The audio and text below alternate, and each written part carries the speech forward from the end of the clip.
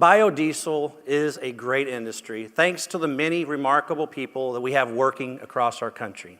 Our industry is truly full of inspiring and innovative pioneers, and I shared some of those stories earlier this morning. Today, we are also honored to recognize 3 of these outstanding leaders with an Eye on Biodiesel award.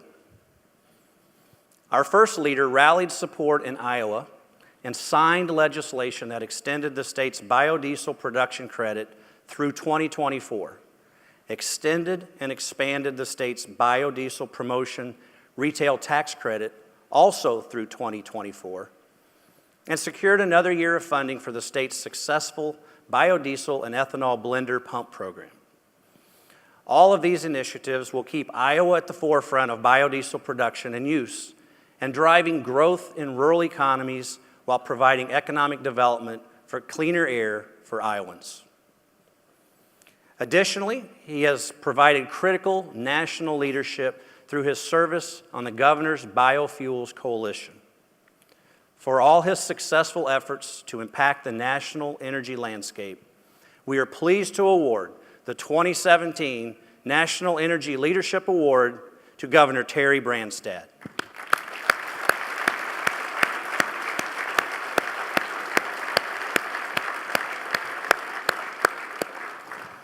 Now, the governor was not able to join us today, but he has sent a video with his remarks. So please take a look.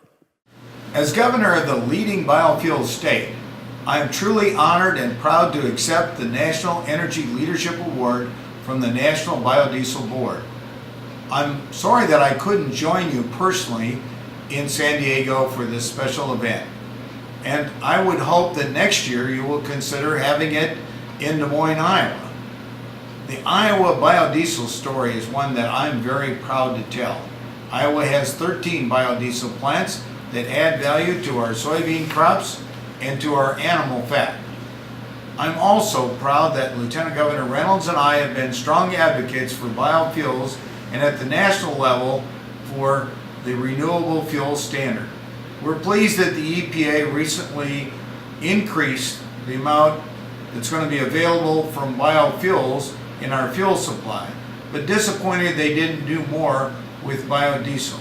We need to simply continue to work harder to get more biodiesel into the fuels used in this country.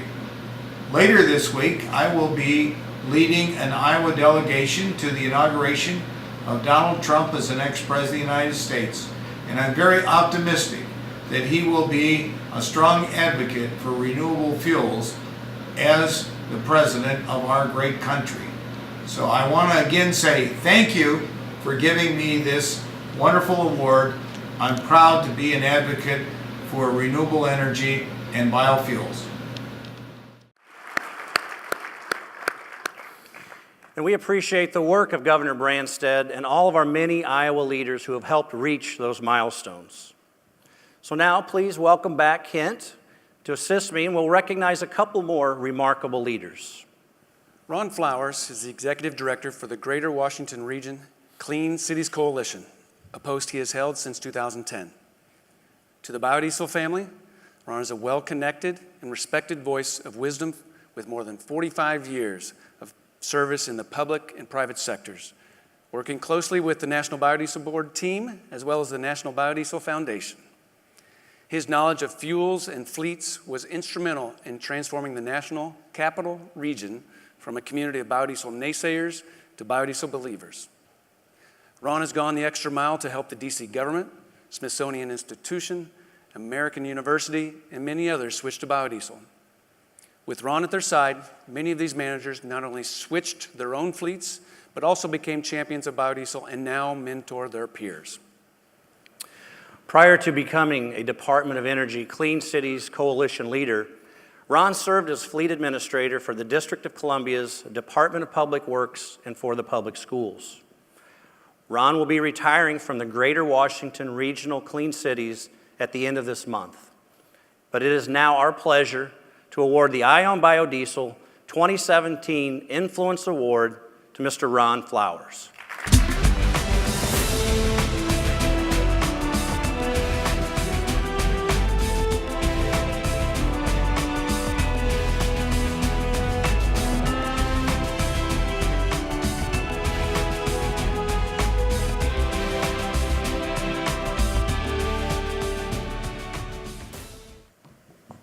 Thank you for this award, and as I stand here before you with my wife, Maddie, in the audience, my twin brother, Donald, and his lovely wife, Callie, let me just say that each day it is important that we remember that those who do not know not the need of knowing. That it is important that each of us, help people to understand that biodiesel plays a major role in the quality of life, and it enhances everyone's life. So each day, let's understand our part and our role, and we go forth to articulate very clearly the role and the importance of biodiesel for all of us. I will forever be grateful for this award. Thank you.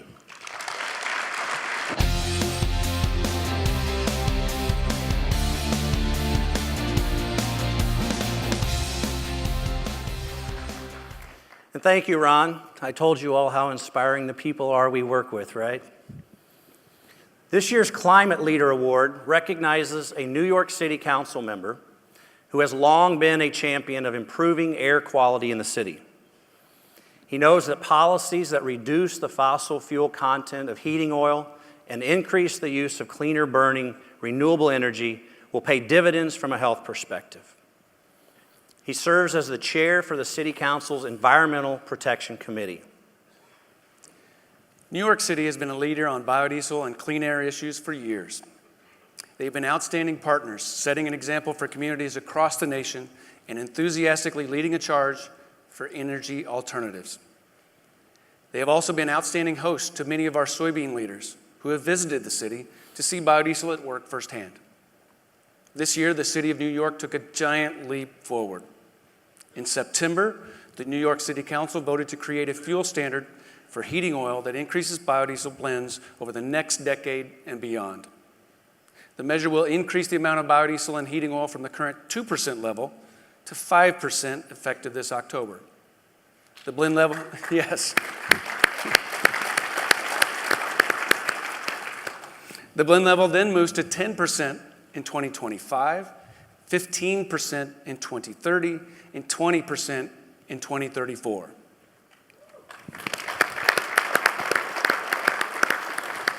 And as a result, New York City will use about 50 million gallons of biodiesel for home heating this next season, and as much as 200 million gallons in 2034.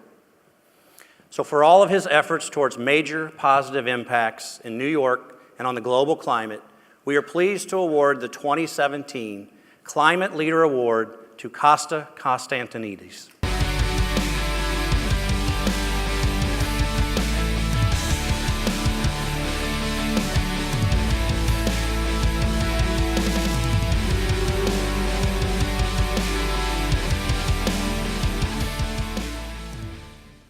Morning. Thank you, Donnell. Thank you, Kent, for your great introduction and for all that you do. And thank you for having me here in sunny California. It's just a little bit colder in New York City right now. I want to make sure I thank everyone, because it's really been a great partnership with NBB over the years. I've been involved with climate work for the last 9 years, working first as a staff member of the New York City Council for former Councilman James Gennaro, who's a previous winner of this Climate Leadership Award. You can applaud Jim Gennaro, he's my great friend and mentor, and then had the opportunity to take over the committee when I was elected to public office in 2014. So I want to make sure I thank Don Scott, the Director of Sustainability, Scott Fenwick, Steve Howell, good friend Shelby Neal, my brother-in-arms, Steve Levy from Sprague, who's I know on your board of directors, who, when I took office, when I actually took a job as a staff member, I was still in law school, my third year of law school in 2008. The first bill that got put on my desk was our fuel standard for 2% in New York City. And I met Steve Levy, and we've been on this journey ever since. Thank you, Steve, for all that you do. And for many of you that come to New York City every year, I see many of the farmers here from all over the country. We love to host you every year. It's our great pleasure and honor. So it hasn't always been easy. But as someone who represents a district where the number one reason a child goes to the hospital is asthma, and those kids who miss, they miss between 10 and 30 days of school, we knew that we need to do better on climate. And when we talked about biodiesel and the improvements that we could make, I knew this is where we had to be. When we saw the economic downturn, and we knew that New York City's economy was way too focused on Wall Street, and we had an opportunity to build new industries in our communities, I knew that biodiesel was the right way to go. When I looked at how much home heating oil cost for our residents, and how, not as easy to take it off as I thought, but how I knew that we were spending way too much money and that biodiesel was, over a 5-year period, either competitive or cheaper. We knew that biodiesel made sense for New York City. So it was green, and it was green, and it was green. So it was the right way to go. But it wasn't easy the whole way. We had a mayor in 2011 who his staff called my former boss and said, we need to talk about this biodiesel bill. The mayor himself saw this Time magazine food versus fuel thing on the cover. We need to speak with you. So I got taken down City Hall to a staircase that I had never seen before, and honestly haven't seen since. And we were told all of the negatives. But yet our partnership with NBB, the facts, the more we gave them facts, the more we were able to push back the fear and push back the negatives. And we're able to get a fuel standard done in 2012 that was the equivalent of taking 17,000 cars off the road every year.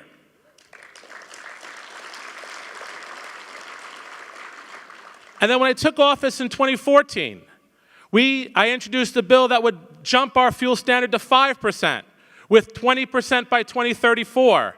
And again, when they talk about spending money, the American Petroleum Institute came before me. I had never actually had a climate denier in front of me before. It was actually a lot of fun. But they spent over $200,000 to try to kill our bill. They hired one lobbyist who I knew well. They paid him a retainer of $10,000 a month as part of that $200,000. Lobbying my colleagues, coming after us, coming up with all sorts of reasons why biodiesel wasn't right. But when we got the bill done, we knew we were going to grow an industry in our neighborhoods. We've seen thousands of jobs in New York City connected to biodiesel. We know we're going to make it, again, good for our residents who have to buy home heating oil. And that 5%, going from 2% to 5%, was the equivalent of taking 45,000 cars off the road. And when we get to 20%, that's the equivalent of 175,000 cars off the road every single year.